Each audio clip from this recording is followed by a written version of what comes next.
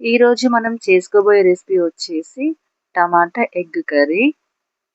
ముందుగా స్టవ్ మీద ప్యాన్ పెట్టి అందులో ఆయిల్ వేసి పచ్చిమిర్చి ఆనియన్స్ వేసి వేయించుకోవాలి. అందులోనే కొంచెం సాల్ట్ కూడా వేయాలి. ఆ తర్వాత అల్లం వెల్లుల్లి పేస్ట్ పసుపు వేసి మంచిగా కలుపుకొని ఆ తర్వాత టమాటోస్ తీసుకోవాలి. ఆ టమాటాలోనే కొంచెం సాల్ట్ కూడా వేసుకొని మూత పెట్టుకుంటే మంచిగా మగ్గుతాయండి. ఆ తర్వాత మూత తీసి టమాటాని మంచిగా కలుపుకొని అందులోనే జీలకర్ర ధనియాల పౌడర్ అండ్ కారం వేసి కొంచెం వాటర్ యాడ్ చేసుకోవాలి. ఆ వాటర్ మసిలేటప్పుడు మనం కావాల్సిన ఎగ్స్ తీసుకొని దాంట్లో కొట్టుకోవాలి. ఆ ఎగ్స్ను అటు ఇటు అనకుండా అలాగే ఉంచి మూత పెట్టేసుకుంటే అట్లానే మంచిగా ఉడుకుతాయండి.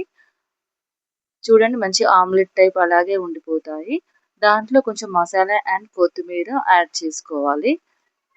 అంతే అండి, టమాటా ఎగ్ కర్రీ రెడీ అయినట్లే. Thank you for watching.